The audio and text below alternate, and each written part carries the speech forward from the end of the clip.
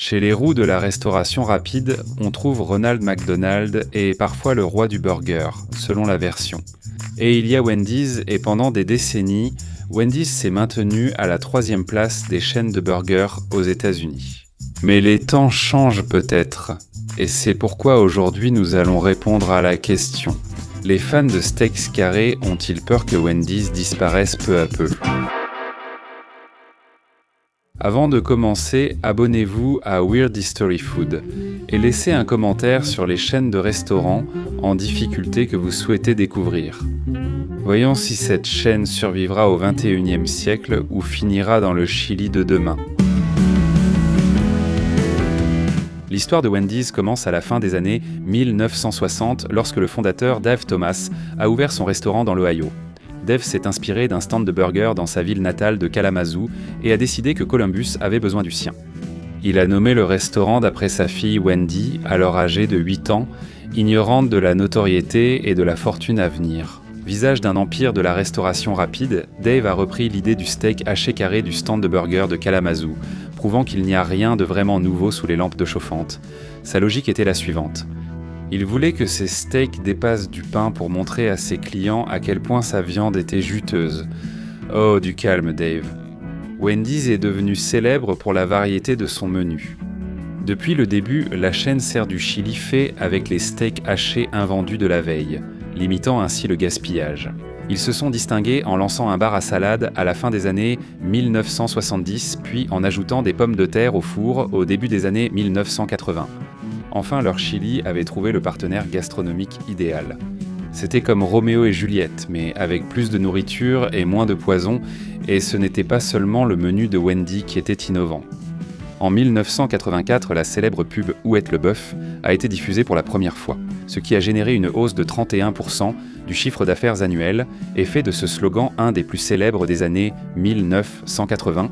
Cette décennie a eu des slogans marquants comme « Excusez-moi, auriez-vous du grès poupon ?»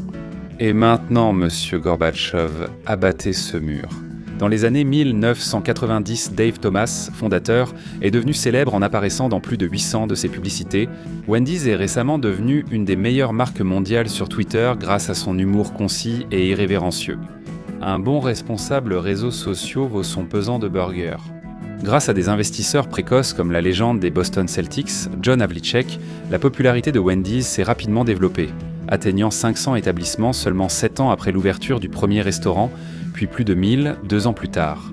Au cours des 2 décennies suivantes, les géants à nattes se sont répandus dans le monde entier, atteignant plus de 7000 établissements dans plus de 50 pays à travers le globe. On aurait dit que Wendy avait tout pour réussir, ce qui bien sûr est généralement le moment où les choses commencent à mal tourner. En novembre 2025, le PDG intérimaire de Wendy a annoncé la fermeture d'environ 5% de ses plus de 6000 restaurants, soit 300 établissements peu performants. Cela suivait la fermeture de 140 restaurants jugés dépassés l'an dernier, destinés à être remplacés par des établissements plus rentables. Ce qui signifie probablement maintenant qu'un certain type de robot est impliqué. Mais il y a plus que cela à retenir de cette annonce. L'action de Wendy's a chuté plus vite qu'un Frosty en train de fondre, perdant 12% ce week-end-là. En fait, l'action de la chaîne a baissé de près de 50% rien qu'en 2025. Cela a conduit à la démission du PDG Kirk Tanner, puis l'entreprise a nommé un PDG intérimaire, Ken Cook, dont le nom était plutôt approprié. Mais cela ne semblait pas aider. Comme il l'a dit, nos ventes ne nous satisfont pas. Peut-être auraient-ils dû engager Joe Record Profits comme PDG, mais leur action n'est pas la seule à baisser. Wendy a vu ses ventes baisser de 4% par rapport à l'an dernier.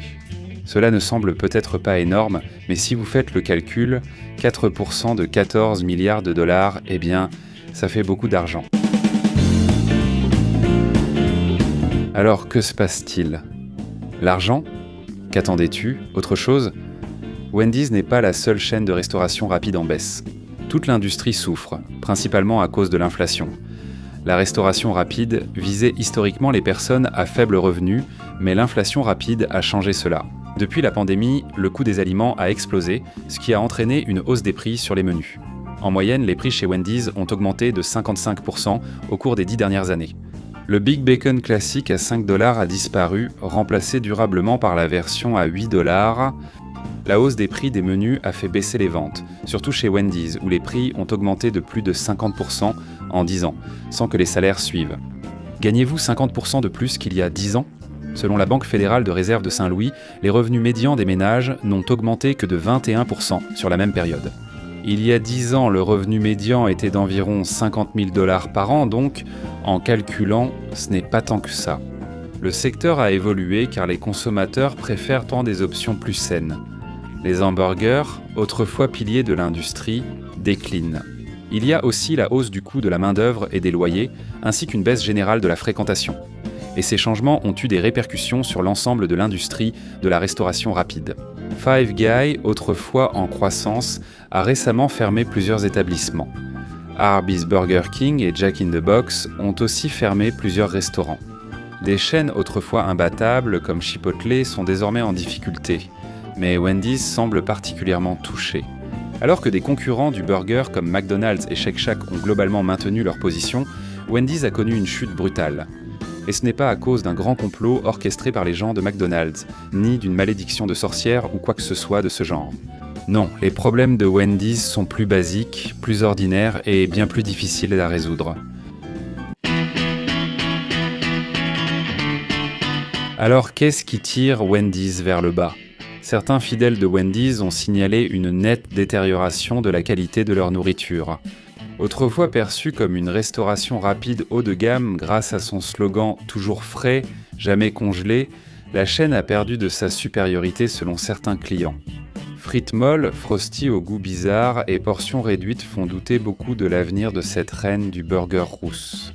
Les clients ne se plaignent pas seulement de la nourriture de Wendy, mais aussi de la baisse du service client. Wendy a récemment lancé Fresh IA, un chatbot pour prendre les commandes. Vous n'aurez plus à vous demander si un humain a bien pris votre commande, mais plutôt si c'est un robot qui l'a mal comprise. Le ketchup manque à son burger. Le futur sombre tant rêvé est enfin là, mais il ne fonctionne pas si bien. Les clients ont eu des avis partagés sur les drive-in à IA, et en 2024, l'IA de Wendy's fait beaucoup d'erreurs. Elle nécessite une intervention humaine au moins 14% du temps, ce qui est beaucoup. Le système de White Castle n'a requis une intervention humaine que 10% du temps sur la même période. Le bilan de l'IA de McDonald's était si mauvais que l'entreprise a presque cessé de l'utiliser. Bien que Wendy's soit connue pour sa publicité, ses efforts récents n'ont pas été à la hauteur. Cette année, la chaîne a lancé sa campagne 100 jours d'été, un mélange d'offres exclusives sur l'application, de nouveaux produits et de collaborations avec d'autres marques comme Takis et la série Netflix Mercredi. Mais la promotion était trop complexe et confuse pour les clients et les restaurants. Même le menu Takis Fuego a vu ses ventes baisser après une semaine, alors que tout le monde aime Takis Fuego ou les menus. Maintenant, la question ultime. Est-ce que Wendy's va bien survivre ? Une tentative récente de redresser la barre du bœuf est, ironiquement, venue sous la forme du poulet, un peu comme les graisses de l'huile de friture. Restauration rapide. L'argot internet a atteint son apogée quand Wendy's a lancé ses tenders de poulet frit, nommés Tendy's Score, un point de plus pour internet. Ils ont également introduit 6 sauces différentes pour les accompagner, ce qui aggrave encore la situation de ceux qui souffrent de paralysie décisionnelle, à qui il est sans conseiller de simplement tout mélanger. Et leur poulet n'est pas la seule chose à bénéficier d'une mise à jour, puisque le Mighty Frosty, autrefois disponible uniquement au chocolat, s'est élargi pour inclure ses propres sauces et garnitures. Désormais, les clients peuvent totalement personnaliser leur gourmandise selon leurs envies, puisque d'autres collaborations, cette fois avec Pop-Tarts et Oreo, peuvent être mélangées avec de la pâte à brownie et du coulis de fraises. Séparez les sauces du poulet et celles du Frosty, sauf si vous aimez des mélanges comme Caramel Ranch ou Snickerdoodle Barbecue.